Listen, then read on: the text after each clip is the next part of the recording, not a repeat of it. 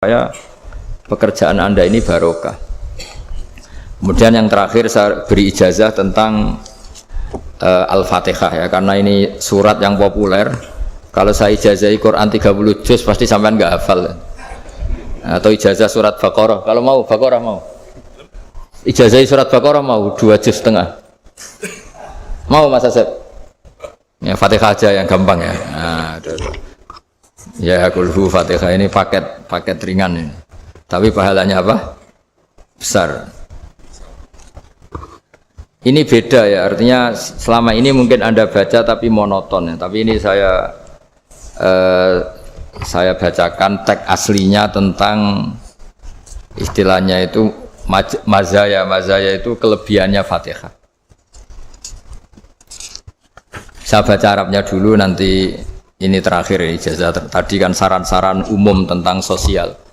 Ya, pokoknya jadikan kebaikan itu punya nilai sosial yang baik lah. Jadi nanti orang yang nggak amanah nggak laku. Ya, calon bupati, gubernur, presiden yang nggak amanah juga nggak laku. Begitu juga kiai yang tidak amanah juga nggak laku. Suami yang nggak amanah juga nggak laku. Istri yang nggak amanah juga. Sehingga kebaikan ini jadi nilai sosial yang dalam tanda kutip sudah keniscayaan ya. Yang diinginkan Allah itu seperti itu. Bukan kebaikan yang dipaksakan karena kekuatan negara. Maksudnya kalau bisa kebaikan itu tidak usah dipaksakan. Memang sudah satu kebutuhan. Tak cerita-cerita di negara maju itu. Bahkan apapun jatuh itu nggak ada yang ngambil apa itu. Makanya gambarannya Mekah Medina kan gitu kan. Barang jatuh nggak ada yang berani apa ngambil, itu saking sudah jadi sistem. Sehingga banyak negara di Eropa itu yang sampai nggak punya tentara, nggak punya polisi karena kebaikan sudah. Nah kita kan masih capek, polisinya aja capek apalagi masyarakatnya, karena ya kebaikan itu belum jadi nilai apa bersama. Nah, kita selain ditopang negara, ada polisi, ada tentara, itu kita usahakan kebaikan itu jadi nilai apa bersama. Tadi wa'tamiru bainakum bima'ruf. Dan kita punya reputasi yang bagus dalam bab ini. Saya masih ingat kecil saya itu yang jilbaban hanya keluarga kiai. Sekarang rata-rata masyarakat itu jilbaban. Dulu yang sekolah SMP, SMA itu jilbaban kadang dulu malah dilarang ya, harus sama seperti itu seragamnya. Sekarang sudah boleh. Dan nyaman. Lama-lama yang dapat simpatik ya yang pakai pakaian model tertutup seperti itu. Lama-lama gampangane cara wong golek mantu ya golek yang seperti itu daripada yang blodor. Lama-lama jadi nilai bersama. Ya ingin saya seperti itulah. Di terminal juga sama. Orang mau makan cari warung yang kelihatan ada ayat kursinya, pakai jilbab, atau paling enggak dia enggak mungkin lah nyuguhkan yang tiren atau yang haram. Akan ada garansi sosial. Ada apa? Ada garansi apa? Sosial. Dengan penampilan yang soleh itu kan masa iya nyuguhkan oplosan babi itu misalnya itu. Jadi nilai sosial itu harus benar-benar jadi nilai sehingga negara biar gak capek-capek. Polisi juga gak capek kan karena tugasnya corong Jawa mau ngawat-ngawati tok, tapi sudah tidak perlu tegang karena kebaikan sudah jadi nilai apa bersama. Ingat-ingat ya ayatnya tadi wa'tamiru bainakum bima'ruf. Jadi kebaikan itu harus jadi nilai bersama. Iktimar itu menjadi urusan bersama. Makanya kalau kita rapat besar disebut apa? Muktamar. Muktamar itu urusan bersama. Ya tadi imamnya sholat juga menopang Gojek karena enggak lama-lama nopang Grab, nopang Kernet, nopang penjaga Indomaret, penjaga bensin, pom bensin. Lah dia hanya punya waktu 5 menit terus imamnya baca Baqarah kan. Iya imamnya mursyid, mungkin dia tambah lama tambah dapat aplaus dari muhibbinnya, tapi makmumnya dia tambah lama tambah dapat penghormatan dari pecintanya, tapi kitanya wah khusyuk wali kan, dia dapat status naik lah. Kita yang sudah tidak ikut jadi wali diganggu apa pekerjaannya. Kalau ada imam seperti itu sampai mufaroqah saja, niat ya Allah sampai sini saja saya makmum orang itu, silakan orang itu punya urusan sendiri dengan jenengan ya sudah, atau salib saja apa. Nah, itu boleh kalau dalam fikih namanya apa? Mufaroqah. Mufaroqah itu niat. Tapi kamu jangan langsung selonong mufaroqah, niat dulu. Pamit sama Allah bahwa sekarang mau mufaroqah. Tapi ya jadi sholat yang aneh kan, imamnya masih rukuk, kamu terus sujud, terus apa-apa selesai ya. Mungkin dalam pandangan itu orang lain ini maksudnya makmum gimana ini kok begini. Tapi sudahlah Allah Maha tahu. Insya Allah dimaklumi.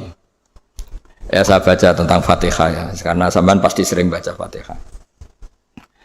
Supaya apa sekaligus jadi jimat lah gitu. Jadi kalau kamu sering di jalan-jalan yang mungkin sepi atau mungkin kan tidak semua teman Grab itu nasibnya bagus yang di Semarang Jogja. Mungkin yang di Kalimantan di Papua kan ada yang 10 kilo gak ketemu rumah, ya kan? Ya lihat di TV itu kan kasihan kan, sudah 10 kilo gak ketemu rumah, penumpangnya kewekar preman tuh kan, ini makan orang enggak kan gitu. Kan ujiannya dua, kalau penumpangnya cantik itu ya kecoba syahwat, kalau preman takut, jadi orang itu selalu ujian itu. Sing sedengan itu kan jarang orang itu. Jadi kalau penumpangnya perempuan cantik ujiannya itu syahwat, kalau preman ujiannya ketakutan. Kalau orang yang lemah bawa uang ujiannya kamu ingin garong. Jadi hidup itu memang semuanya ujian. Liyabluwakum ayyukum ahsanu amala. Makanya saya sering ditanya oleh teman-teman, Gus, nah ujiannya kenal wong wedok elek piye sama? Kenal wong ayu ujiannya syahwat, kenal wong elek ujiannya ngenyek, itu sama-sama dosa. Syahwat ya dosa, ngenyek juga dosa. Wah elek keriting untune metu ya dosa ngomong gitu. Kadang-kadang orang berpikir enak kancanan wong elek gak dosa. Kata siapa kancanan wong elek itu ya dosa karena bawaannya ngenyek. Ngenyek itu menyepelekan itu. Makanya saya itu ya nggak mau berteman sampean. Nanti kan bawaannya ngenyek atau seneng ya tidak tahu. Ya sudah ada takdir saja kalau ketemu ya tak ulang ngaji gitu. Tapi ini ngaji terakhir, setelah ini ngaji biasa aja, tidak usah resmi gini. Ngaji kok resmi aneh. Pokoknya nanti suatu saat kalau pandemi sudah berlalu saya akan ngaji Rebonan, ini ngaji. Ini ngaji yang kurang bagus karena ngatur kiai kurang berkah ini. Nanti tapi ya lumayan lah masih mau ngaji. Ngaji kok tanggal ini jam ini. Sekarang suatu saat kamu tak panggil, Mas Wahyu datang ke sini jam ini, tidak mesti bisa. Mungkin pas ada acara apa, maaf ke sini pas ngecek pas apa. Gitu. Jadi ya sudah tapi tak maafkan, enggak apa-apa. Takdir ya. Tak bacakan supaya sampean tahu keramatnya Bismillah. Nah sebelum saya bacakan Bismillah Fatihah, tak beritahu tentang ilmu tafsirnya karena ini penting sekali. Fatihah itu dawuhnya Allah, tentu itu dawuhnya Allah. Saya ulang lagi, itu kalam Allah. Tapi yang sudah diberikan kesampaian ke kita semua, sehingga seakan-akan itu menjadi dawuhnya kita ke Allah. Jangan salah loh ya, Fatihah itu dawuh Allah, tapi sudah diberikan ke kita, sehingga posisi kita itu yang punya itu. Nah kenapa ini perlu dijelaskan? Karena nanti ada kalimat iyyaka na'budu wa iyyaka nasta'in. Kalau itu masih kalam Allah, berarti Allah ngomong ke kamu, ngendikan ke kamu, kepadamu aku menyembah. Masa Allah menyembah kamu? Nah sehingga ilmu tafsir itu menyelesaikan itu dulu ya. Saya ulang lagi ya, sebelum sampean sering baca Fatihah, aku yakin ya sering baca. Tapi barokahnya tidak paham itu tidak pernah janggal. Enggak paham itu ya penting supaya tidak iskal, tidak janggal. Sebetulnya di kalimat itu ada yang janggal. Kalau Fatihah itu kalimatnya Allah atau kalam Allah, bagaimana dengan kata-kata iyyaka na'budu? Masa Allah ngendikan ke kita, kepadamu kami menyembah? Masa Allah menyembah kita? Maka penyelesaiannya secara ilmu tafsir gimana? Semua ulama mengatakan, bukan satu dua, semuanya mengatakan di Fatihah itu semuanya diberi kawalan kalimat. Saya ulang lagi ya, di Fatihah itu semuanya diberi awalan kalimat qulu, katakan wahai hambaku begini. Ya, katakan wahai hambaku begini. Nah, begini ini pelajaran dari Allah yang sudah diberikan ke kita. Terus kita mengatakan bismillahirrahmanirrahim, alhamdulillahirabbil, termasuk kita mengatakan iyyaka na'budu wa iyyaka nasta'in. Jangan bayangkan Allah ngendikan ke kita. Kalau Allah ngendikan kita berarti gini, hei Wahyu, ihdinas siratal mustaqim, tunjukkan saya jalan yang benar. Nah nanti kamu terus, ya Allah, Anda aja minta tolong saya minta tolong siapa kan? Jadi panjang kan? Ya, saya ulang lagi ya. Jadi itu di Ulumul Quran diterangkan gimana? Sebelum baca Fatihah, ya. Fatihah itu kalamullah, ngendikane Allah, tapi yang sudah diajarkan ke kita dan sudah milik kita, sehingga kalimat itu menjadi milik kita. Tapi ya kalamullah, tetap kalamullah, tapi sudah menjadi milik kita. Udah paham ya? Ya pinter nah. Ya, karena kalau tanpa penjelasan seperti ini Anda akan iskal. Bagaimana Allah iskal itu janggal, bagaimana Allah mengatakan iya anak budu. Kan jadi aneh ya? Ya, jadi tak jelaskan secara ilmiah ya. Jadi kata ulama-ulama tafsir, ayat-ayat Quran seperti ini sebetulnya dimulai dari qulu apa? Meskipun enggak dilafatkan. Itu kan sama dengan qul huwallahu ahad Muhammad. Katakan kalau Tuhan itu satu. Ya namanya Quran itu kan kalam Allah membina nabinya, membina umatnya. Makanya dikatakan atau enggak, di sini tersembunyi kata qulu, katakan.